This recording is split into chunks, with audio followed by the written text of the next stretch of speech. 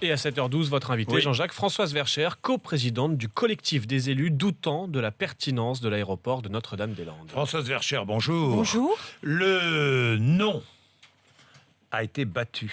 Le oui à l'aéroport, un nouvel aéroport, a gagné en Loire-Atlantique. Vous allez être obligé de vous incliner. Pas vraiment. Ah bon, d'accord. Je peux vous expliquer pourquoi. Alors, nous l'avons allez-y. dit tout de suite, cette consultation était biaisée par son seul périmètre. Je vous rappelle que le périmètre de la Loire-Atlantique pour l'aéroport du Grand Ouest a été choisi parce qu'il y avait un sondage favorable. Nous avons au moins pendant cette campagne gagné quelques points puisque le résultat n'est pas si catastrophique. 55-45. 55-45. Et si vous le regardez à la loupe, ce résultat, il est très intéressant puisque les communes où on veut implanter cet aéroport disent non massivement. Oui. Malgré les méchants zadistes, dont on a dit beaucoup de choses. Et l'agglomération nantaise, à qui on a expliqué qu'il fallait faire partir l'aéroport pour des raisons de bruit, de sécurité, de saturation, ne dit pas oui, de manière massive. Donc c'est assez surprenant comme résultat, et je pense qu'effectivement, il y a beaucoup à dire. Mais nous avions dit que la consultation était biaisée. Nous continuons. Biaisé. En fait, ce vote n'est pas contraignant. C'est un avis. Ce n'est pas un référendum, c'est un avis. C'est un avis. Et le gouvernement a pris l'habitude de s'asseoir sur quelques avis. Non, mais peut-être. Mais enfin, les habitants du département ont dit oui à cet aéroport. À l'aéroport du Grand Ouest, pour lequel vous, monsieur, en tant que contribuable national, allez payer. Pour lequel le contribuable de Bretagne et de Pays de Loire va payer. Et on ne lui demande pas son avis. C'est un peu surprenant. Oui. Les travaux seront lancés à l'automne, répète le Premier ministre. Voilà. Les personnes qui occupent illégalement le site du nouvel aéroport devront partir, précise Manuel Valls. Oui. Alors, je pense que Manuel Valls sait que la France est en infraction par rapport à l'Europe et que cette infraction ne sera pas réglée à l'automne.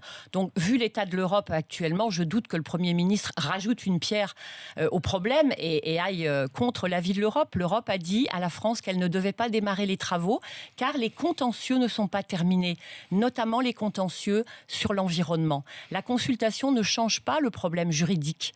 Pour nous, cet aéroport n'est pas légal au titre de la loi sur l'eau et des directives européennes. Donc ceux qui sont sur place restent. Ah oui, ils l'ont toujours dit. Quoi qu'il arrive. Les habitants anciens et les nouveaux habitants. Si j'ai bien compris, Manuel Valls devra utiliser la force. Oui, il le sait d'ailleurs depuis longtemps. Oui. Son prédécesseur l'avait essayé, c'était l'opération César, ça a été un fiasco. Je pense que la France aurait mieux à faire que d'aller déloger des gens qui ne demandent qu'à vivre bien sur cette terre. Je crois que nous avons d'autres soucis, me semble-t-il. Des gens qui se sont installés un peu illégalement aussi, non? Absolument, certains sont illégalement, parce que parfois la résistance est légitime, mais elle est illégale. Oui, je sens une détermination totale là. Totale. Oui, total. Alors là, vous êtes imperturbable. Là, c'est pas le Premier ministre qui vous fait peur. Hein. Le Premier ministre qui me ferait peur? Oui. Non. Ah non, c'est extraordinaire. Hein, ça. Remarquez, mais je comprends très bien. Tant mieux. Moi, elle ne me fait pas peur particulièrement non plus. Mais bon, je voudrais quand même juste rajouter que pour un projet qui est soutenu à la fois par les Républicains et le Parti Socialiste, le score n'est pas glorieux et qu'à la ville de Nantes, 50% seulement de oui. Je trouve qu'ils devraient s'interroger, tous ces gens, tout de même.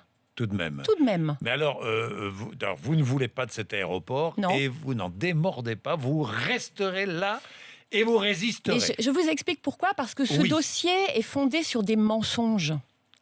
Depuis le début, ce dossier est mensonger et la vérité a beaucoup de mal à émerger, vous le savez. Oui, ça je sais. Il lui faut du temps à la vérité. Je pense qu'elle commence à faire son chemin. Je pense que les résultats que nous avons eus, notamment sur Nantes, sont intéressants parce que ça commence à entrer dans l'esprit de certains qu'il ne faut pas détruire des zones agricoles et que cette affaire est une affaire qui va coûter très cher d'argent public et aux contribuables.